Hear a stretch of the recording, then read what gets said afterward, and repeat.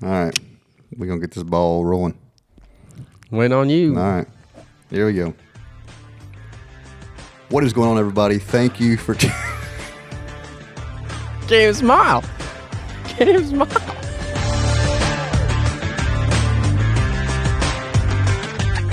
What is going on, everybody? Thank you for tuning in to the Last Flight Show. I'm your host, Jake Klein. Joining me, as always, is my co-host and owner of Last Flight Calls, Mr. Matt Hicks. Yo. Today, we are going to talk about... I don't even know, honestly. Outside the verse of the week, I really don't have a clue. Which the verses have been taking longer than what we had planned, and that's perfectly fine because... Can't timestamp Jesus. Kind of what we're built on, you know what I mean? But when we get into the episode, what we are going to talk about is outdoor and hunting lifestyle photography. So we have had a previous episode, I think it was like the second or third episode that we had, we talked about wildlife photography. Yeah. And everybody knows that Matt is one of the best photographers like in the United States. Like he's just all over the place. Stop it.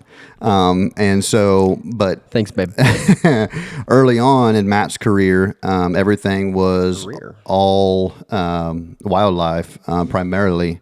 And within the last, I would say, year, 2 years, something like that. Couple years here, been more lifestyle. Yeah. Of the hunt, during the hunt. It's made that transition, and that's what we're going to talk about today. For those of you that are looking to get into the outdoor industry, whether it be for, yourself, your own company, or, other companies, this is going to be the episode for you because we're going to talk about the setups, basically the mindset that goes into it, the opportunities that you're given, and stuff like that. So with that being said, Matthew, please take us through the verse of the week. All right, verse of the week. First off, the call that we're going to put out with this on Monday is going to be the imposter, which will be its debut to the verse of the week series of calls. So first time the imposter will be on there. But anyways, it's going to be a really cool looking one. It looks pretty sweet. But this verse is 1 Thessalonians chapter 4, verses 16 and 17. And that reads, we do the NLT. So, for the Lord himself will come down from heaven with a commanding shout, with the voice of the archangel, and with the trumpet call of God. First, the Christians who have died will rise from their graves. Then together with them, we who are still alive and remain on the earth will be caught up in the clouds to meet the Lord in the air. Then we will be with the Lord forever. Yeah. So this one's basically just going to be about what it's going to be like. It kind of talks about it, but think about your favorite team runs out onto the field, or UFC or something, watching a fight, and the grand entrance of that person. You know what I mean? Yeah. Think about that, but I feel like 100 times. Something you can't even we can't even say what it is because it's going to be probably just so crazy and something we can't even wrap our minds around that. You know what I mean? Yeah. And but you'll know because of that.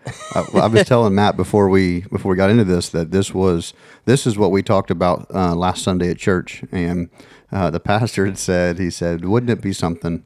It'd be kind of cool and kind of freaky at the same time, to go to a graveyard and where it said, the Christians who have died will rise from their graves, and just to see that happen. Yeah, what's that even look like? I don't know. I mean, just try to think about it. You can't even comprehend it. I know. It's just so crazy, but yeah. But we'll get into the, breaking this down into 3 parts like we do every week here. Mm-hmm. And, we'll start with the verse 16, kind of the front part of it. It's going to be talking about the arrival, when he comes through, basically we're going to talk about part of the verse. For the Lord himself will come down from heaven with a commanding shout, with the voice of the archangel and the trumpet call of God. That's what we're going to talk about right now. And honestly, you kind of, I don't know, you almost got to use your imagination in a way. Mm-hmm. You can read it and stuff, because, I was kind of studying this, because kind of later it talks about the clouds, caught up in the clouds to meet him. Mm-hmm. Well, it's not really talking about clouds. You know what I mean? Because I get into my study Bible, and it says, the clouds are. Where is that? Oh, I'm just gonna screw this up. Oh, the clouds. They're not clouds. It's a cloud of glory that surrounds the presence of God. It's not a. It ain't like A rain cloud, storm clouds, or rain cloud, clouds, yeah. or you know what I mean. Mm-hmm. The cloud is the presence and the glory of God. Right. And it's just like, so you kind of got to use your imagination. What does that even look like? I don't even know, but Yeah. but really, that front part's talking about his return. What's gonna, like you're gonna know, like all these things are gonna, the commanding shout, the voice of the archangel, the trumpet, call of God, like, you know what I mean? Like, Yeah. I don't know. Yeah. And I think just these words right here, the arrival of the king, is like super powerful. Just to think about that. You know what I mean? The arrival of the king. And I know, like back then, like way, when a king would arrive, or you'd have a real prominent guest coming into your city, like it would be a big deal. Right. It'd be an event for the whole town. Like the whole thing would be a big deal. There'd be trumpets. There'll be stuff going on, right? And that's kind of what I picture in a way, but like I don't even know 100 times that. Right. You know what I mean? I don't even know how to. Yeah. You just can't really. I don't know. Yeah. You know what I mean? That's part of faith Gosh. too, is you just kind of gotta, you don't know what that is, but like it's gonna be awesome. Yeah. You know what I mean? I'm like picturing in my head right now, like just this huge crowd of people, and then just like the trumpets going, and then like the clouds like separating. Yeah. You know what I mean? I don't even know. That would be neat. So we'll go to the second part of verse 16 here. You could. Oh, edit that out. So second part, 16b here, like the second part here. First, the Christians who have died will rise from their graves. So the dead in Christ rise first. That doesn't. So you talk about graveyard. That doesn't necessarily mean dead people. Mm-hmm. That means me and you. Oh yeah. Saved again, like reborn, like we're new. Mm-hmm. We're dead in Christ. Mm-hmm. The old us is dead. We're new, right? Right. Yeah. Like, so we are going to rise up, and I mean, as I interpret this, is like we're coming first. Right. You know what I mean? Yep. And I got to study a lot more on this stuff, because I mean, there's a lot more in here. With there's just so many like different stuff in here, like that it talks about that a lot in the book of Revelations, about how it's all going to play out, and you can tie some of that in, but I mean, I'll just be honest, I got to study more. Like I got to get in here more, because I want to know that, but I just don't know it all yet to be able to tell y'all how all that correlates. But right. What I do know is, if you're saved and dead in Christ, then you're going to rise first. Mm-hmm. And that's important. So, the faithful are resurrected. So yeah, I think that's a good. You got to have that first. Right. Then the second part here, or verse 17, talks about the great reunion. Then together with them, we who are still alive and remain on the earth will be caught up in the clouds to meet the Lord in the air. Then we will be with the Lord forever.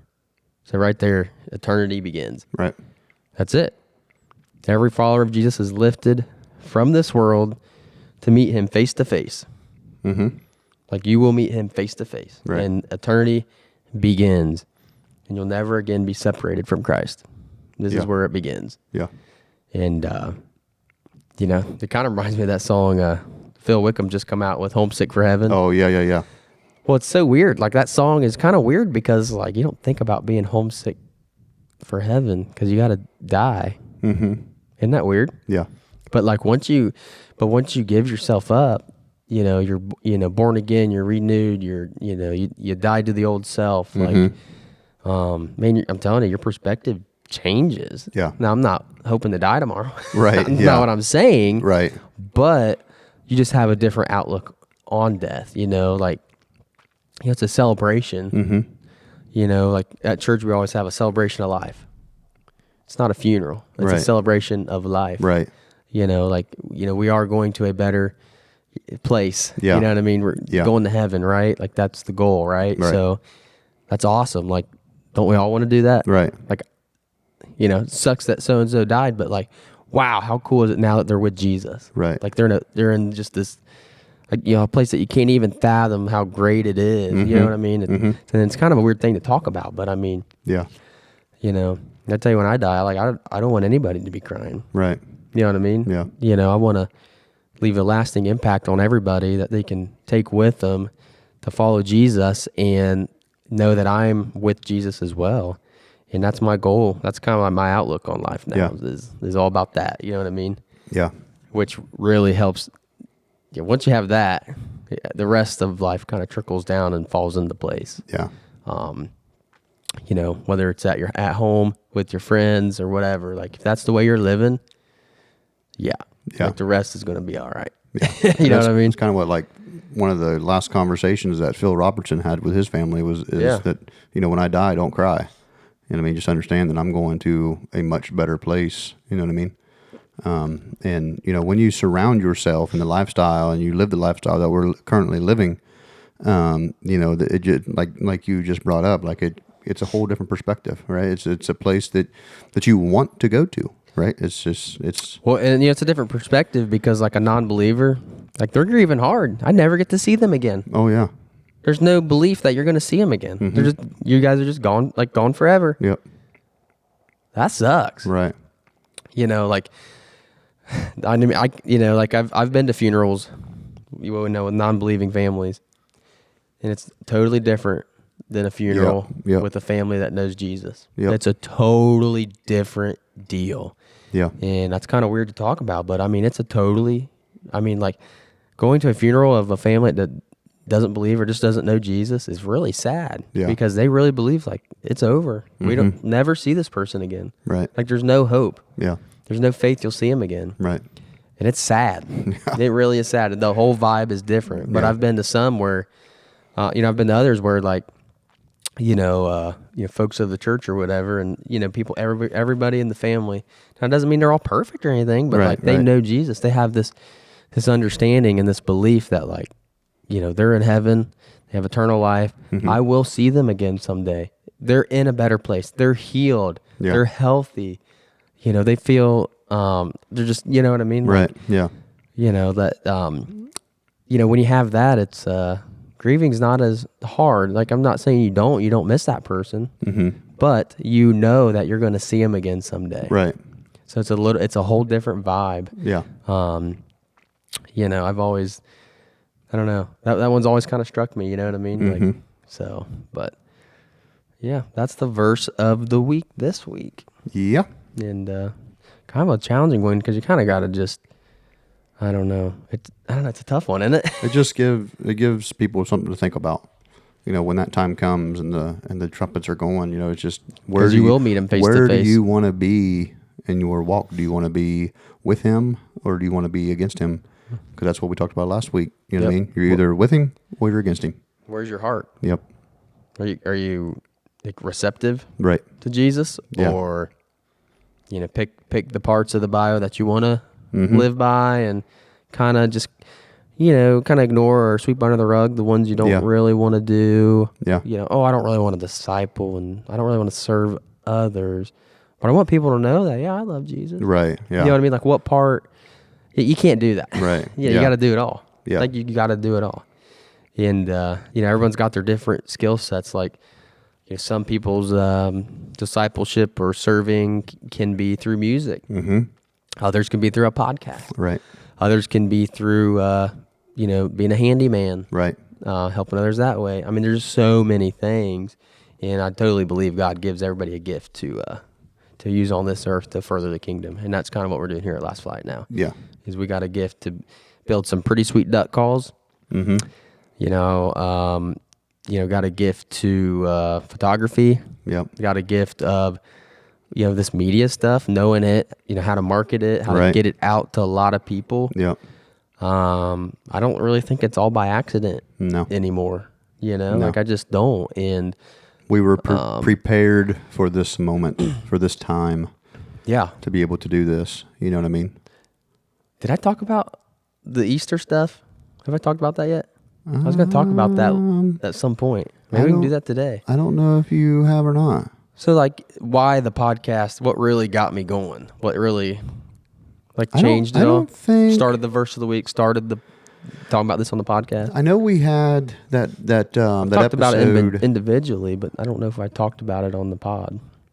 Let's talk about it. All right, man, we'll talk about it. Oh, so really, I mean, my whole life I've just been up and down, not walking. Walk real well for a few months, and then you fall off. Walk real well for a few months, then you fall off. Really, it's more like walk good for a few months, fall off for a few years. Yeah, That's really more realistically what it's like. And I don't know what happened, but like we did the Easter calls in 2024, it went really well. Mm-hmm. I thought it went really, really well. Yeah. It's not a time to be selling duck calls in April. Like, it's just not really the time. Yep. And like, I'll be honest, like when April's rolling around, like we're spending a lot of money to stock up and build things for this coming season. Right. But we don't have a lot of cash flow. Yeah. There's a lot of cash going out, not a lot coming in April. I mean, it's April. How many of y'all are buying waterfowl anything in April? Right. Nobody. Yep. And kind of just started the Easter call because, I mean, we liked it or whatever, and I mean, it means a lot to us deep down. I mean, our core values and beliefs are with Jesus. We just haven't always acted that out. You know what I mean? Yep.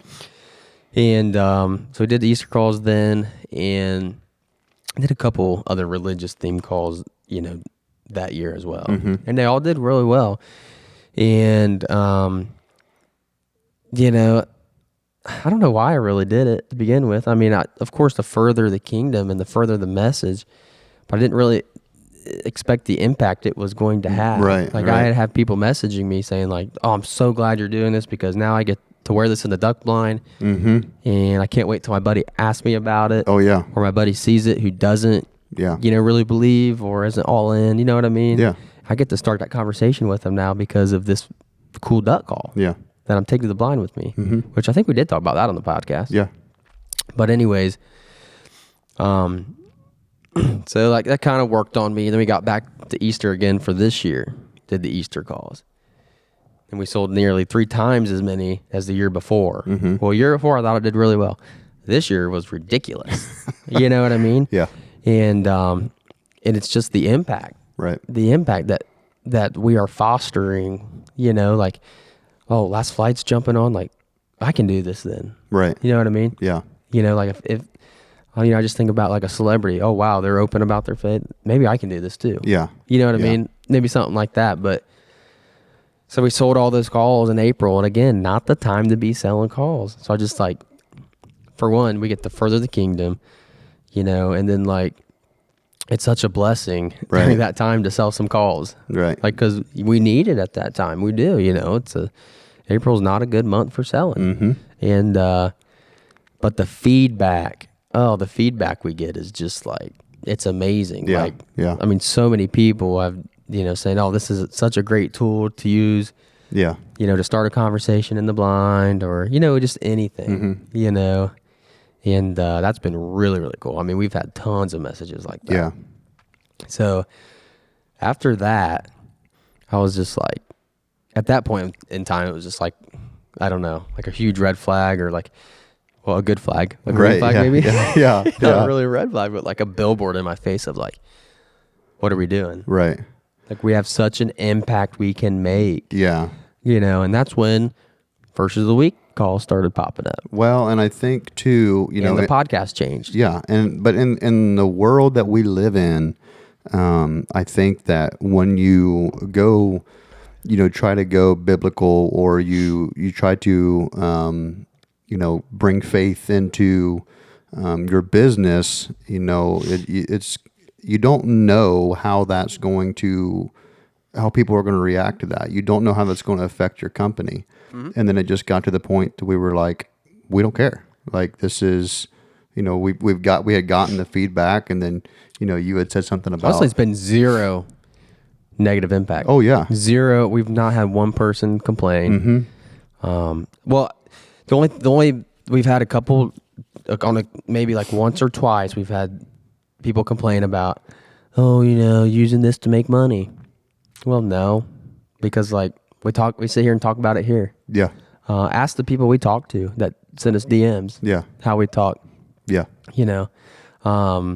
We pray about this stuff. Like, like I got my Bible right here. Like we're going into this. Right. Yeah. It ain't just about right. slapping something on a call and be like, yes, like, yeah, got their money. And it would be different if we didn't live the life. You know what I mean? Like it would be different if we didn't, have our men's group on Friday mornings before we record the podcast. Or, right. I mean, how did they make this? Because I went and bought it. Now they can go make more. That's right. awesome. Right. You know what I mean? Like, that is awesome. Yeah. But and honestly, like, so doing this stuff, right? We're living the life. We're talking about it. We're posting about it all the time. That helps keep us accountable. Right. Now we're going to look like some real idiots, some real hypocrites if we do all this stuff and then, you see us out and about, you go see us at the bar or something. Right. You know what I mean? Yeah. Well, and the thing too is just like, it's not like that we started this with the mindset of selling more calls, right? Like this was the whole reason that we do the verse of the week on the call is because there was such a calling for an interest from customers for calls like that. So more than a calling. Yeah. And so hey. And so, and that's when, we decided that, Answer the call. If people are getting this involved and enjoying this much, take the Easter calls, for example, putting them out in April, right? If we were going to try to use that as a way to sell calls or more calls, then we would have put it out when everybody's buying calls. You know what I mean? And put it out in April because that's when Easter is. And then there was just a very high demand. It's not like we're like producing so many of these calls. Like it's like 3 or 4 calls that we're putting this on. And it's not like we're doing it in bulk. It's just like there's three or 4 calls a week with this verse on there. And we do that because of the customers. The customers wanted that. And so they're wanting it so much so that I'm getting messages saying, I want to put this verse on a call. I want to, and it's not even part of the verse of the week call. Just custom calls. I just want to put it on one of the stock calls. Custom engraving, how much would you charge me? I'll pay extra for it. Like, it's not about the money. No. It's about the message, the impact, the furthering the kingdom, like talking about Jesus. That's what it's all about. Like, so. And the cool thing to think about is like how many conversations, like you were just talking about, are going to be had by somebody in a duck blind that have that call on them. You know what I mean? It's gonna be pretty cool. It's a remarkable. And nobody else is doing it. That's what's so crazy to me. Right. You know what I mean? Like no one's putting it on the call. I just don't understand that. Yeah. No, like I haven't seen it anywhere. If you've I seen it somewhere, either. let me know. But I haven't. Like, I'm pretty in tune with the market, and I haven't seen anybody do it. Not even for just the small batch or anything. Yeah. I don't know. That seems weird to me. Right. But they haven't. Yeah. And so that's another reason that really I felt led to do all this. You know what I mean? Like, I don't know. Like no one else is doing it. Like somebody's got to do it. Right. If they don't do it and I don't do it, then who's going to do it? Yeah. How do we get that in the duck blind? Right. How do we get Jesus in the duck blind? Well, that's a pretty good way right there on your duck call. Yeah. Hanging around your neck. Yeah. So I can't wait to be doing this show in a duck blind. We got to do that. We're doing it. Like we just got to do it. Yeah. I don't even care what the ducks are doing. No. We just got to do it. We just, yeah.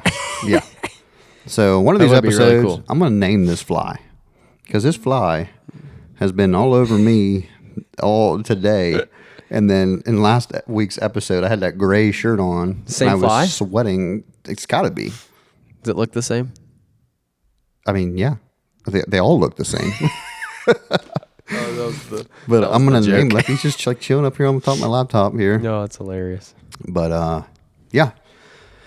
So with that being said, though, we genuinely appreciate, and it's not even, the people buying the calls. What we really appreciate is the messages, the communication, the insight, the messages that say, it's so cool to hear. oh man, The stories and the testimonies that the stuff people are sharing with us. It's just like that like I got people that I've known for 3 or 4 years that have been customers of ours and buying calls like, 2-3 times a year for the last 3-4 years. I've had a lot of conversations with them, but nothing about Jesus till now. Right. Like that door's never been open. It's like, why? What? Yeah. Gosh, we've missed it. Right. You know what I mean? Yeah. So it's so cool to be able to like have that now. You know what I mean? Yeah. Yeah. And if anybody's got a favorite verse that they want to see on a call, like let us know. Yeah. We might throw it on the verse of the week call. Shoot us a message on Facebook or Instagram or love that. Or even maybe comment on the YouTube video, underneath these podcasts, and just leave your favorite verse. And we've done this before where a viewer has sent us basically their testimony, and we've obviously with them okaying it, but we'll give you a shout out and we'll read your testimony, and it's just really cool to see. If you've got a story to share that you want to share, let us know. Yeah. We'll get you on the podcast even. Oh yeah. I don't care. Yeah. We'll get them on here because that's one thing people, testimonies are so powerful because like Jake has found this out too. And, I've known it too my whole life because I've been around the church setting, but like once you start sharing the problems in your life, all of a sudden your buddy shares. Yeah. And then the next guy shares. Yeah. And then the next guy shares. And you guess what? Y'all realize y'all have problems. Right. We all have freaking problems. Yeah. But when you sit in isolation by yourself, it's like, I'm the only one with that problem. I'm the only one that's dealing with this crap. Yeah. I'm the problem. But no, it's not like that. Like we all have it. We all share some sort of problem, some sort of issue, that, once it becomes when you can relate to all the other guys, then Yeah. that's why men group's so awesome. You can sit there and realize like, I got this. Right. Like we all got each other. Like we got this. Like we can do this. Like I'm not in isolation anymore. Yep. And honestly, that is such a free feeling. Yeah. That's such a free feeling, knowing that like why was I holding this in? Right. You know what I mean? Like you don't. The more stuff that you hold in, the more weighted down you're going to be. Right. You're going to be miserable. And that's just that's the way it is. I mean. Right. But yeah, that's why testimonies are so powerful. And I encourage more people to get out and speak about what they're dealing with. Yeah. Like it's important. Right. Like we all have got something. Yeah. Yeah. One guy might have road rage, and the other guy, I don't know. I don't know. Well, and there's can't stop drinking, or I don't know what it is. Everyone's got a problem. Yeah. And you know what I mean? And one thing to think about, is you may be the only version of Jesus that anybody will ever see. You know what I mean? And so if you that's an impact. If you have that opportunity to have that conversation, then you may be the reason that someone's life is changed. So I highly recommend you having that conversation if given the opportunity. So if you are never clear about the point of this podcast and what our goal and reasoning is, now you do. So our goal is to further the kingdom. Our goal is to maybe some of these verses that we're talking about, and it is to explain what they mean really, and how we can implement that in our lives, or how we can connect to that verse. And so, like Matt said, if you guys have a verse that you enjoy, or a verse that you want us to use as the verse of the week, please message us on social media or on YouTube underneath the videos, and then we will. We may actually, if you have the time, we may actually bring you on to maybe read that verse, and then that'll be a way to get you on the podcast and talk about all that kind of stuff. So Do you have anything else before we jump into this thing? Just checking the blind draw results. So if you're in Ohio, we're recording this on Friday, August 1st, and the blind results are rolling in. Rolling in. Mine was Rolling unsuccessful. In, so I think we're up like 6 blinds, dude. We're up like 6 blinds. Really? This is insane. We're going to have to be giving some away because I'm not building that many. Like, this is absolutely insane. We've never had that many. And, wow, that's crazy. It's about to get busy. So, okay. Are you ready to jump in this thing and talk outdoor lifestyle photography? Yeah, let's do this thing. All right, guys. We're going to take a quick break, and we'll be right back. Welcome to the Last Flight Show, brought to you by Last Flight Calls and Gear. This episode starts now.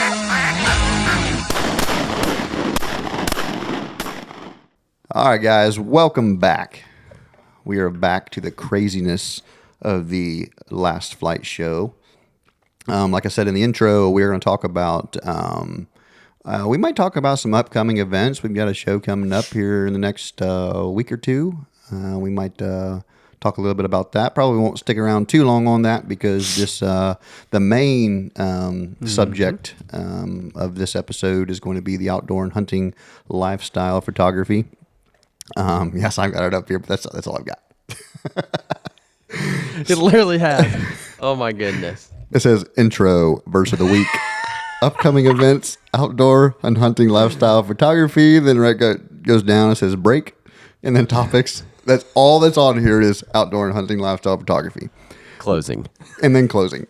But which we can talk about this for like ever, which we really do try. Like we've said on previous episodes, we really do try to be as unscripted as possible, but I do keep some stuff on here. That way we keep the ball rolling. So getting into this, if you guys have not, seen some of Matt's work, which I'm sure 99.9% of the United States has at some point, whether you know it or not, there's a good chance if you've, been on social media, on Instagram, and scrolled through. A lot of the big companies have used Matt's images before, and you probably saw a lot of Matt's images. But if not, his Instagram is mdhicks_. So go check that out, and you'll see some of the images that we're going to talk about on here because I don't actually have, the only one I really have, we really have available. I mean, Matt took all the pictures behind us here, but that's Clyde, right? The one with the goose? Yeah, that's Clyde. This is weird on camera, you know what I mean? Wait a minute. Yeah. Just look at right there. So if you've listened to the past episodes with Eric Hicks, the world traveling duck hunter, I think, speaking of which, we need to get him on here for, it'd be the 4th episode with him on here. That's Clyde. That's Eric's dog. Yeah. And a lot of Matt's images have been of Clyde. He's a pretty known Boykin in the Boykin community. Really, what separates him is his drive. Yeah. You can get a Boykin. I mean, look at that goose. You can get a Boykin that size, but that goose is the size of him. Honestly, and it's any dog. Like if they got the drive and the will to do that, they'll go do that. Yeah. But I'll be honest, you can't really train that. Right. You know what I mean? Yeah. Like you can't train that. You can't train that. You can't train instinct. Yeah. And honestly, but you can train it out of them. Yeah. You know what I mean? Yeah. You can get a dog that's good textbook wise, and you end up training the hunt out of the dog. Right. A lot of times, but yeah, he's got something you can't really teach. Yeah. And yeah, he's a good dog. Which makes things nice for a photographer because He makes my job easy. Yeah. As I didn't even have to tell him to do that. I mean, I didn't even have to talk to him. He just did that, and I took a picture. You know what I mean? Like, thanks, dude. Yeah, and that's the biggest thing about, there's parts of outdoor lifestyle photography that, you can control, whether you're doing a shoot for, a company, whether you're showing off, gear or calls, guns, whatever. You can kind of plan that kind of stuff, but then there's portions of it that you can't really plan, and that's pictures like Clyde carrying that goose behind us, and And those are the ones that are really cool because that's just like live action stuff, right? And so what would you say, I think I know the answer to this, but what's your go-to lens, the go-to lens for this kind of stuff? Well, that picture there was taken on the Sony 200 to 600. And which is kind of remarkable because you've got that big cannon out there and you try to get, just swinging that thing around. I was in that picture of the geese right there on the river. The same thing. But yeah, I mean, well, that's all I had that first year. I think I had the 24 to 70, and then I had the 200 to 600. I didn't have anything in between. So I had to take the 200 to 600. Yeah. But honestly, dude, a lot of my really nice stuff is with that lens. The 200, 600? Yeah. Really? Yeah. That's on a magazine cover, is it not? Yeah, that one's on the Christian Waterfowlers Association now. But so yeah, I was wielding that big lens around in the layout blind that season, and I mean that kind of sucked a little bit. I mean it's a big lens. Yeah. Now I got the 70 to 200 2.8 GM2. Yeah, that's a really nice lens. Yeah. I mean if I was going to choose a lens, I'd do the 70 to 200. Yeah. If you don't want to spend $2,700 on your native versions, your that Tamron, great option, and I think it's like $1,200. Yeah, but I mean, put it this way, like I've got 3 magazine covers with that Tamron lens, so I mean it works, right? You know what I mean? Yeah. But but my favorite lens is probably the 200 to 600. Yeah. But the only problem is you just run out of. You're too close all the time. Yeah, especially at 200. But you're men. But so like if we're here, whatever, I gotta like run way over there, or run 50 yards away to be able to get a shot with my 200 600. Yeah. But the pictures are phenomenal out of that lens. Yeah. Like it's just the perception of it all is just, this looks good, the just different than anything else online. Right. Nobody's really doing that. Yeah. Especially with lifestyle stuff. Right. And I think the coolest thing about lifestyle or what makes lifestyle pictures really show and pop is the telling of the story of the hunt, right? When you can look at a lifestyle picture, and you can, whether it be raining or like in Clyde's picture, there's snow all over the ground, and there's images where there's snow like flying up, just pictures and situations. Try to put yourself in situations to where you really tell the story. That's a difference between just a picture of a dog carrying a bird or really looking at that and just kind of being able to put yourself in that position and view that portion without even being there. Yeah, a picture that can relate to a lot of people in a way that they can come up with their own story through your image. Yeah. Because everyone's going to have a different, when I look at that versus when somebody else looks at that, it's going to be different. But we're going to be able to tell a story from that image. You know what I mean? And if you got an image that can do that, then, that image is that's going to be a good image no matter what lens or camera or quality, that you took that with. In fact, you think about quality, let's talk about Sika gear, for example. Right. Go into their, gallery on Instagram and go through there. Mm-hmm. It is not like super crisp and like, you know what I mean? Smooth and detailed. In fact, they're adding in a lot of texture, a lot of, grain, a lot of stuff like that to add more feel and more story to that photo and to the brand. Right. You see what I mean? Yeah. They're adding in that ruggedness, that's the story they want to tell, to kind of set their clothing or, their apparel line, all their tech gear apart from everybody else's, you know what I mean? Yeah. Like, they're they could be on a mountain and it's snowing, you can get a nice picture, but then they go in and add more, more grit to it, more grain to it, and just even more of a story. You know what I mean? Yeah.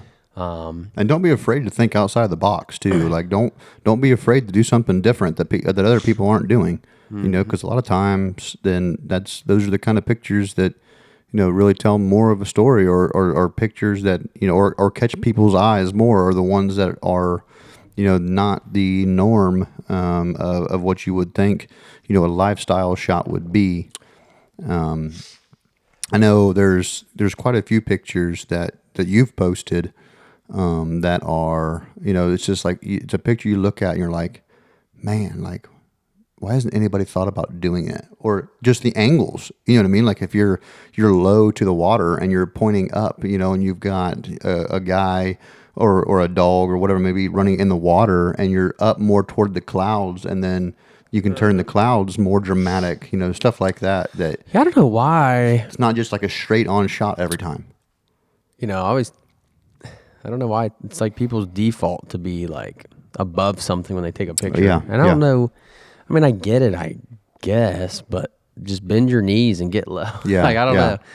It just changes the whole thing. Like I got a video on my Instagram where my camera's on a tripod and say It's this is the upside water down. and it's upside down and it's literally Yeah. touching, Yeah. just barely touching the water. Yeah.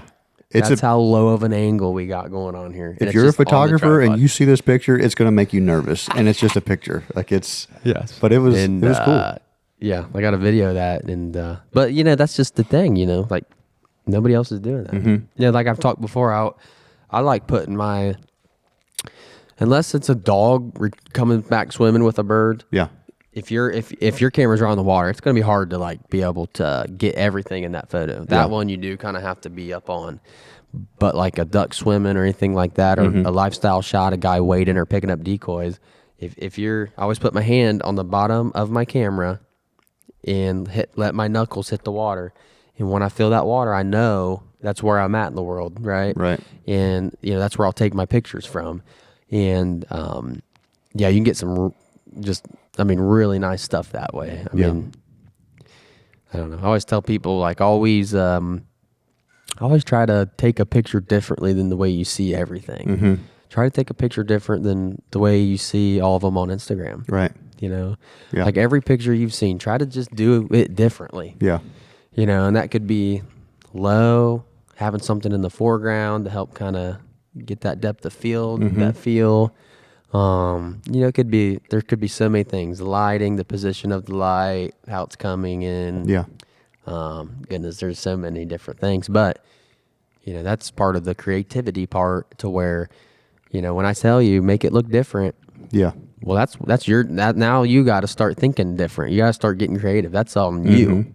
Right. I can tell you that all day long, and honestly, it doesn't really help a lot of people, Right. Because they don't dig in and try to get creative and think. Right. Yeah. You know what I mean? Yeah. And too, like, don't be afraid to take different angles of the same picture. So if you've got somebody that's coming back with a bird, or a dog that's coming back with a bird, or whatever it might be, don't be afraid to take different angles of the same shot. So, and you may get back into post and see that, your shot of, direct on is better. You like that style better, or your shot when you're lower, when you've got more of the sky in the background, is better. Just different looks. I know that, a lot of times if I'm photographing for Pheasants Forever and we go on those hunts, and I'll take multiple images of the same retrieve, just because the dog may do something totally different in the middle of that, and then you've got a totally different shot that you like better than had you just taken that one or two pictures and then been done and waited on the next one. So don't be afraid to take multiple shots, multiple pictures, and different angles, things like that, of your subject. And that too, like, I mean, how often do you use the 24-70? You do a lot of like shop stuff. I would say, man, I would just say that the 70-200 is on my camera 70% of the time. Right. I mean, it just kind of depends what I'm doing. Yeah. So like lately, I haven't been doing any birding photos or like, duck portrait shots. Right, but if I'm doing that, it's 100% the 200 to 600. And Yeah. I'm usually at 600 the whole time. Right. You know what I mean? I mean, that's Yeah. just what it is. Now, like me going on a hunt,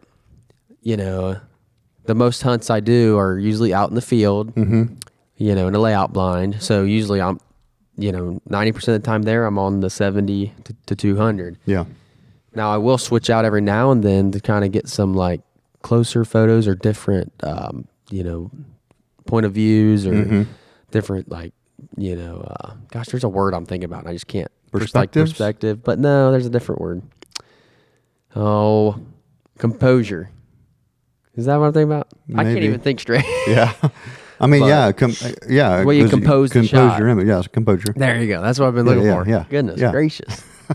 I'm thinking about these blinds. But anyways, like, so I will throw on 24 to 70 at that point in time. Yeah. And now I got multiple camera bodies. So I will run, I'll actually run that 16 to 55, Okay. Yeah.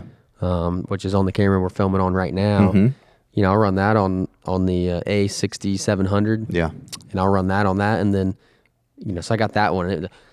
And honestly, like lately, when I got that camera, I've just been like, put that on and just randomly just start going, take pictures of everything. Yeah. Just whatever. I don't even care. Because later, then when I go back in to Instagram and I want to do like a 10 photo slide on the last flight calls page of like, you know, a story of this hunt. Right. You know, I got my good images that I took with the 7200, like the ones that your staple images, right? Right. Yeah. But you also want to put out kind of like, you know, the candid feel and behind the scenes, yeah, whatever. yeah. And that's when I'll put in my spray and praise. You know what I mean? Yeah. You know, they're not polished, they're not really edited, they're just there. Yeah. You know what I mean? But Yeah. they also they're a part of the hunt. They're a part of the story. Right. So I like to have a great mix of both when I do that. And that drives a lot of good engagement because you've got a good mix of, you know, your real nice polished stuff and a good mix of the candid behind the scenes, the feel of the hunt Yeah. too. Yeah. Does that make sense? Yeah. So I've started doing that lately with that other camera. So I'm, so in the blind I'll have, you know, my Sony A7 R5. And that'll have the 70 to 200 on it always. That's a really nice setup. Yeah. And then I'll have the A6700, which is a crop sensor, and I'll throw either the 16 to 55 on it or I'll throw on the 24 to 70. But I usually throw on the 16 to 55. Yeah. And that's and those are my main photo cameras in the blind, you know, in my layout in the blind. And then I've got that FX30. I'll actually run the 24 to 70 on it then to give it a little bit more reach, Yeah. you know, but also not too much. And I'll run that on that one. And, you know, that's what we got. And then we got the camcorder. Yeah. We got the dad cam. That's gonna be my baby.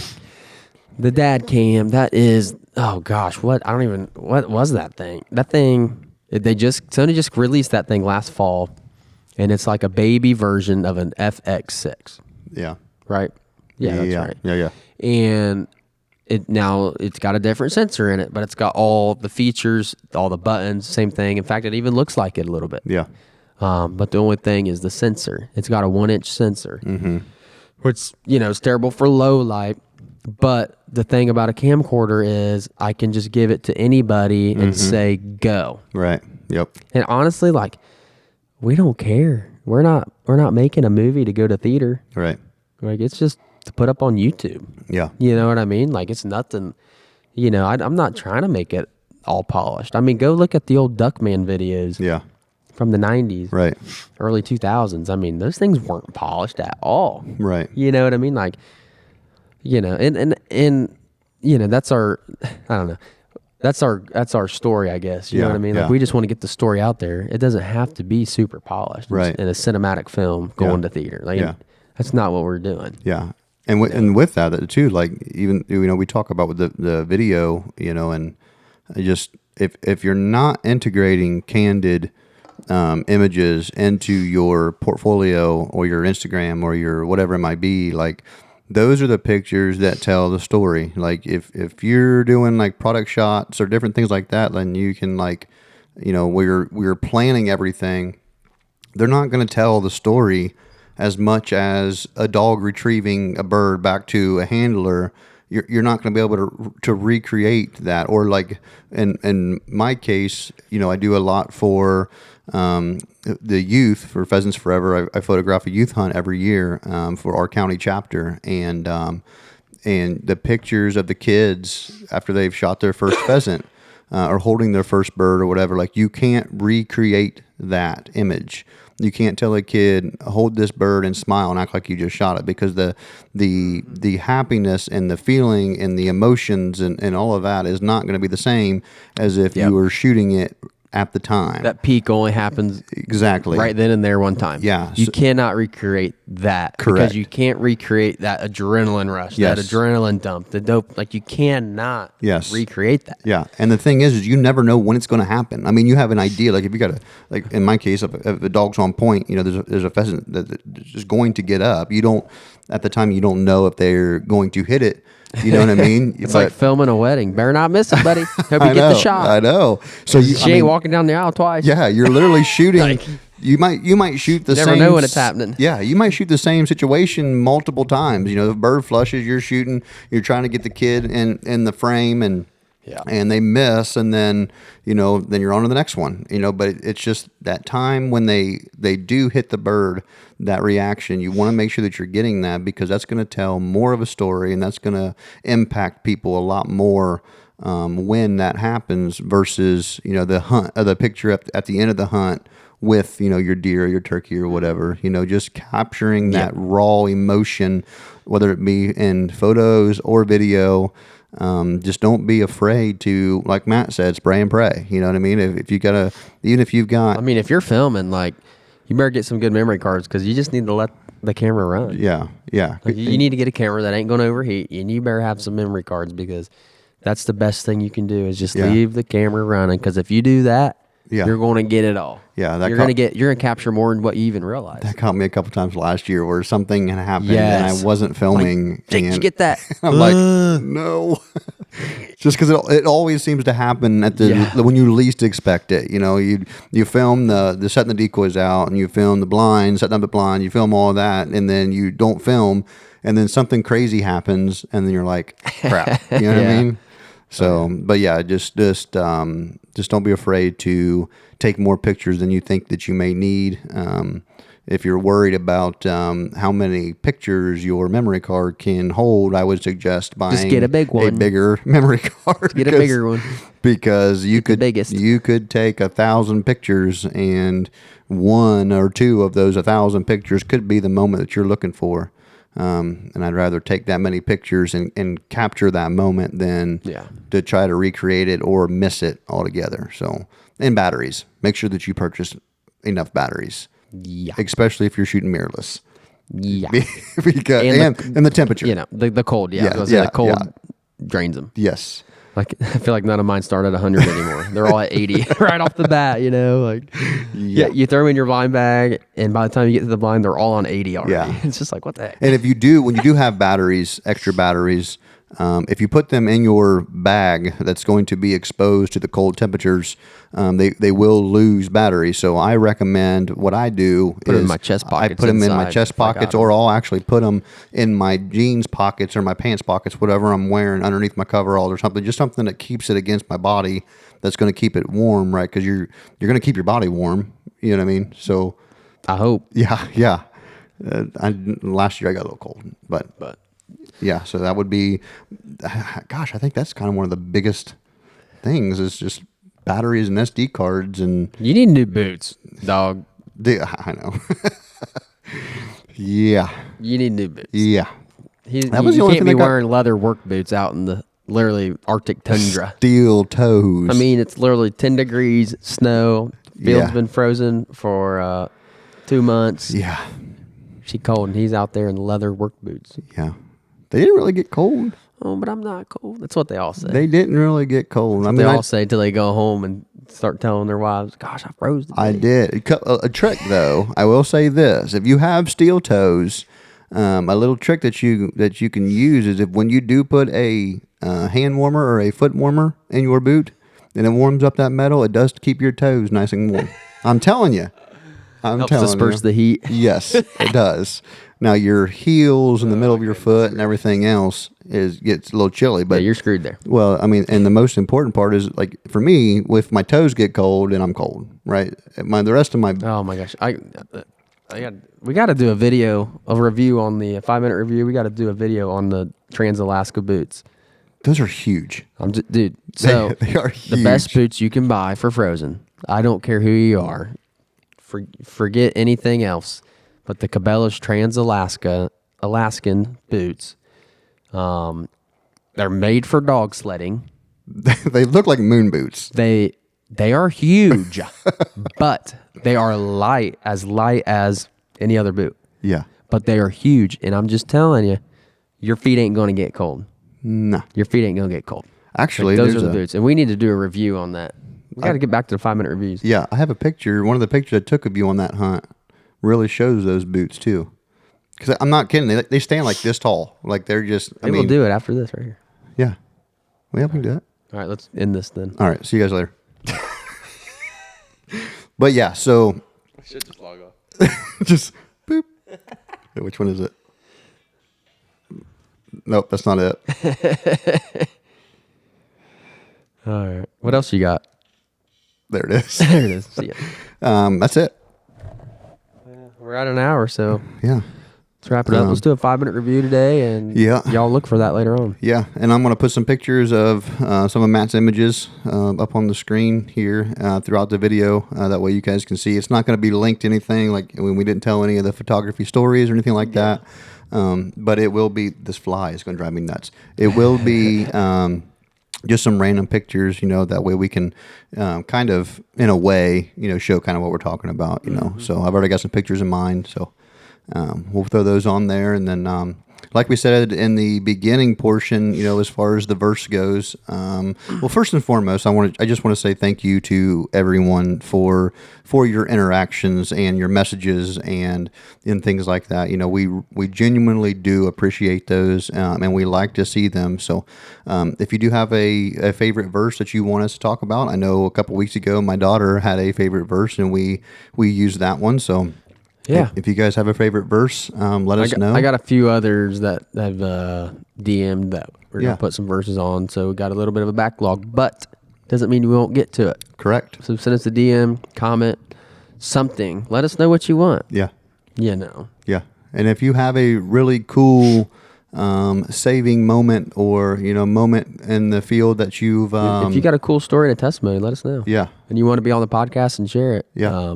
Great. If you just want us to share it, great. We'll do whatever. But Right. yeah, testimony is a big part of this deal. There's scripture to say that, and more people need to talk. Right. Yeah.